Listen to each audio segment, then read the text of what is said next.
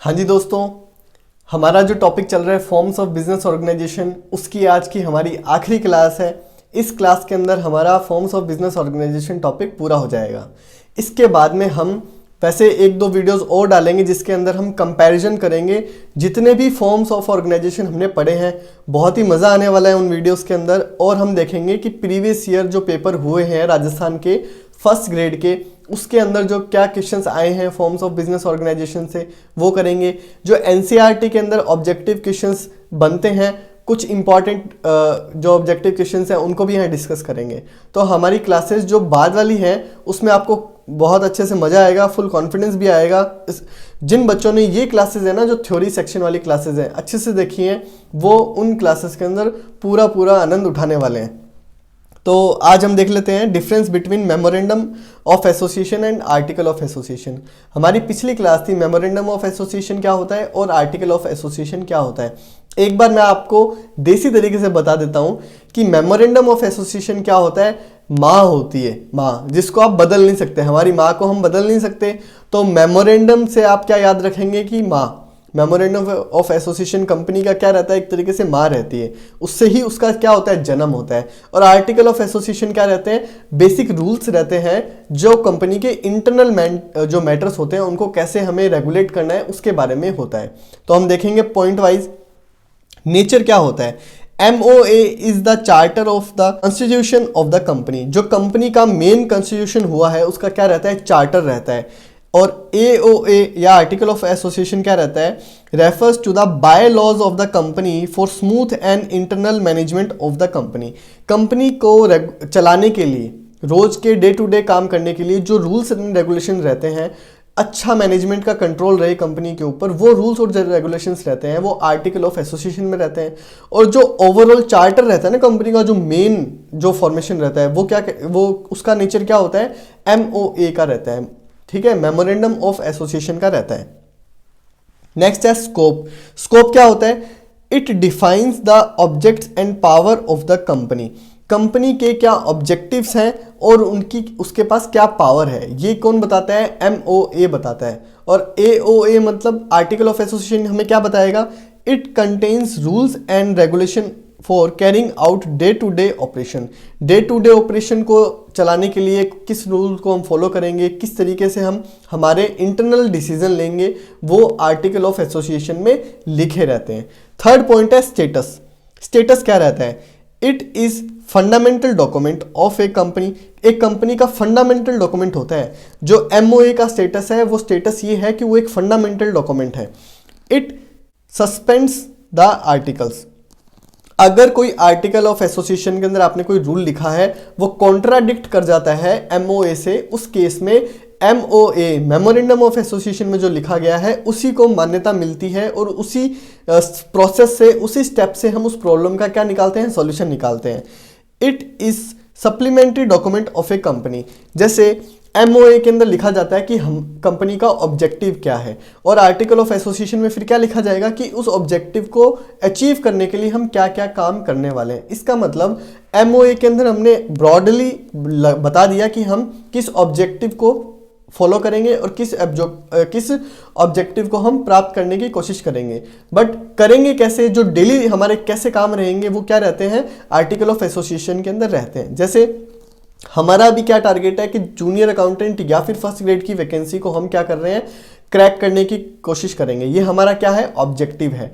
जब रोज हम क्या करेंगे, कैसे हम पढ़ेंगे, ये हमारे सारे स्टेप्स किसके अंदर लिखे जाएंगे, आर्टिकल ऑफ एसोसिएशन में लिखे जाएंगे। अब मुझे लग रहा है कि आप रिलेट कर पाएंगे। लीगल इफेक्ट क्या होता है, लीगल इफेक्ट मतलब ऐसे काम, अगर आप कोई ऐसा काम कर देते हैं जो चला जाता है उस लिमिट से बाहर, तो उसका क्या होगा, एक्ट्स, ये डॉन नहीं है, ये गॉन है, acts gone beyond the scope of memorandum are void. अगर मेमोरेंडम ऑफ आर्टिकल के अंदर जो बातें लिखी हुई हैं आप उसके बियॉन्ड चले जाते हैं तो वो एक्ट्स आपके क्या है, वॉइड है, वो एक तरीके से इलीगल आप काम कर रहे हैं। अगर आर्टिकल ऑफ एसोसिएशन की बात करें, अगर आप कोई ऐसा एक्ट कर रहे हैं, ऐसा कोई काम कर देते हैं जो आर्टिकल ऑफ एसोसिएशन के स्कोप से बाहर है, उस वक्त क्या होगा, जो शेयर होल्डर्स जो हैं वो क्या करते हैं, उसको करेक्ट करवा देते हैं, मतलब उसके अंदर चेंजेस करवा देते हैं। वो इलीगल नहीं माने जाते, उसको वापस से सुधार लिया जाता है। बस इतना ही समझना है। कंपल्शन क्या है, the preparation and filing of memorandum of association is compulsory. अपना कंपनी का मेमोरेंडम ऑफ एसोसिएशन बनाना क्या है, कंपल्सरी है। Filing of memorandum of association क्या है, कंपल्सरी है। वहीं अगर केस देखें आर्टिकल ऑफ एसोसिएशन के अंदर, तो वहाँ क्या लिखा है, the preparation of article of association is not compulsory, a company में adopt table F of the company act. एक कंपनी को अपना आर्टिकल ऑफ एसोसिएशन ड्राफ्ट करना या बनाना कंपलसरी नहीं है। वो टेबल एफ जो कंपनी एक्ट के अंदर है, वहाँ में 99 मॉडल्स दे रखे हैं, उस सेट में से किसी भी एक सेट को अपना आर्टिकल ऑफ एसोसिएशन बना सकती है। रिलेशनशिप क्या है, it defines the relationship of the company with the outside world. Relationship मतलब कि एक कंपनी का आउटसाइड वर्ल्ड से क्या रिलेशन है, वो किस में लिखा रहता है, मेमोरेंडम ऑफ एसोसिएशन में लिखा रहता है। जबकि आर्टिकल ऑफ एसोसिएशन में क्या रहता है, it defines the internal relationship between the company and its member. एक कंपनी के अंदर जो पार्टी इन्वॉल्व हैं और जो उसके मेंबर्स हैं, उनके बीच में क्या रिलेशन रहने वाला है, वो किस में डिफाइन होता है, आर्टिकल ऑफ एसोसिएशन में डिफाइंड होता है। अल्ट्रेशन मैं आपको बता ही चुका हूँ कि MOA के अंदर अल्ट्रेशन पॉसिबल है, बट उसके लिए काफ़ी स्ट्रिक्ट रूल्स हैं। आपको सेंट्रल गवर्नमेंट से अप्रूवल लेने पड़ते हैं, रजिस्ट्रार से अप्रूवल लेने पड़ते हैं, स्पेशल रेजोल्यूशन अपने बोर्ड ऑफ मीटिंग्स में पास करना पड़ता है। उसके बाद में ही आप क्या कर सकते हैं, MOA के अंदर अल्ट्रेशन कर सकते हैं।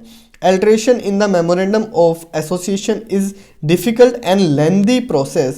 The approval of the government is necessary for the alteration. तो गवर्नमेंट का आपका अप्रूव लेना भी कंपलसरी होता है, लेंदी प्रोसेस होता है, थोड़ा ट्रिकी होता है। मतलब आप ऐसे नहीं कि भी रोज ही अपना MOA को अल्ट्रेशन करते फिर रहे हैं। Alteration of article of association is an easy and simple process. अपने डे टू डे ऑपरेशंस के जो रूल्स एंड रेगुलेशंस हैं, उनको अल्ट्रेशन करना इजी रहता है।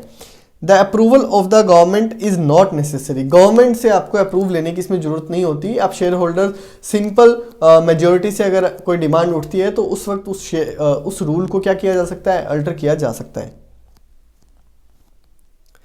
अब बात आती है forms of choice of form of business enterprises, कि आपकी क्या चॉइस रहनी चाहिए।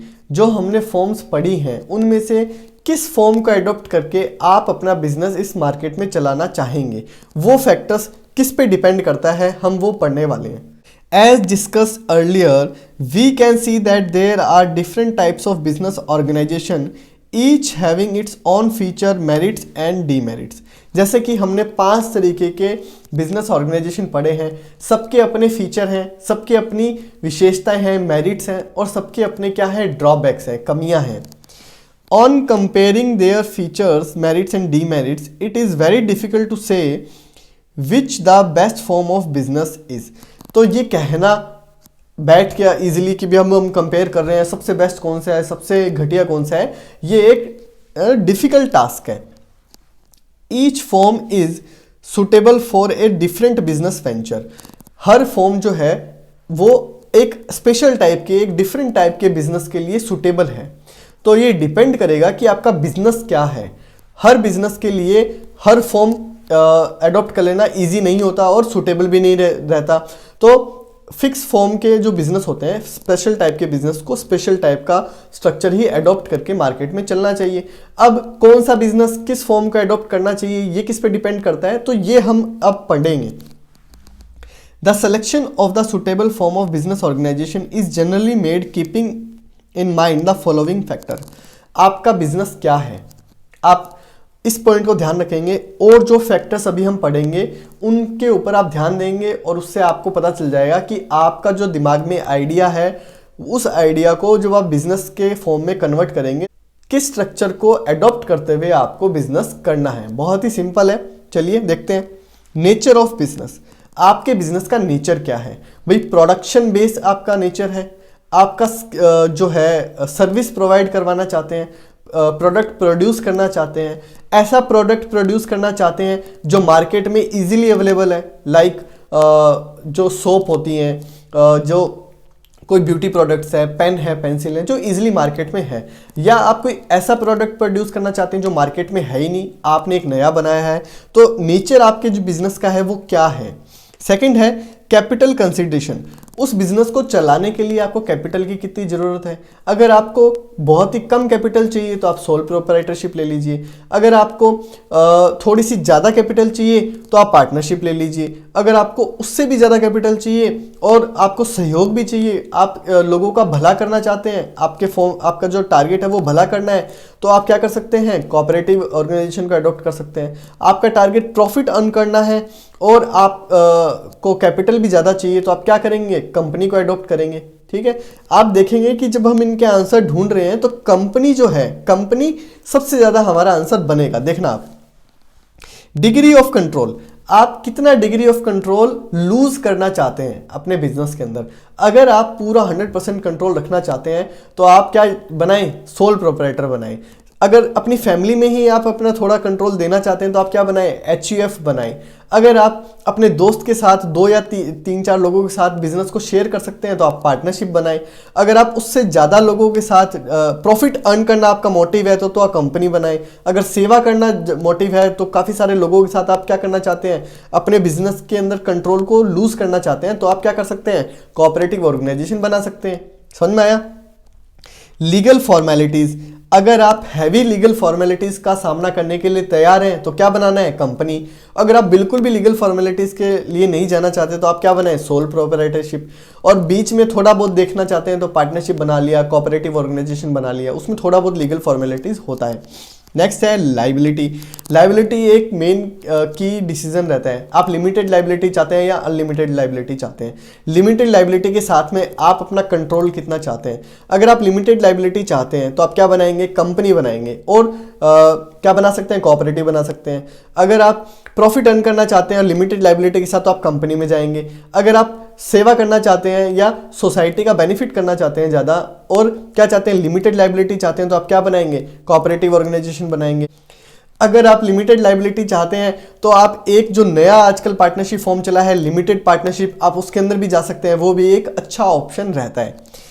मैनेजमेंट एबिलिटी, आपके बिजनेस को चलाने के लिए आपको जो मैनेजर्स हैं वो उनकी एबिलिटीज़ कितनी होनी चाहिए। अगर नॉर्मल चाहिए तो आप सोल प्रोप्राइटर में चाहिए, HUF में जा सकते हैं, पार्टनरशिप में जा सकते हैं। उससे ज़्यादा आपको एबिलिटीज़ चाहिए तो आप कोऑपरेटिव ऑर्गेनाइजेशन में भी जा सकते हैं।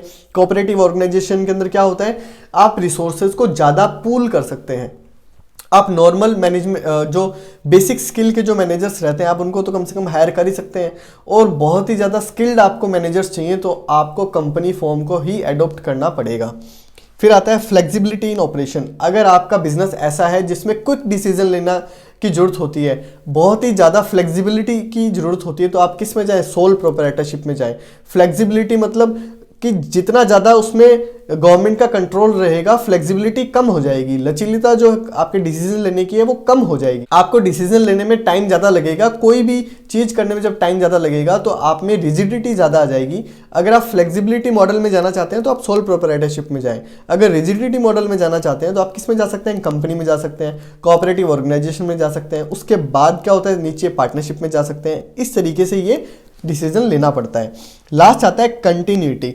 अगर आपके बिजनेस को आपको परपेचुअल चलाना है तो आपको 2 फॉर्म चलाने, पहला तो है कंपनी, दूसरा है कोऑपरेटिव। अगर आप चाहते हैं कि आपका बिजनेस अनंत काल के लिए चलता रहे तो आप इन 2 फॉर्म को अडॉप्ट कर सकते हैं।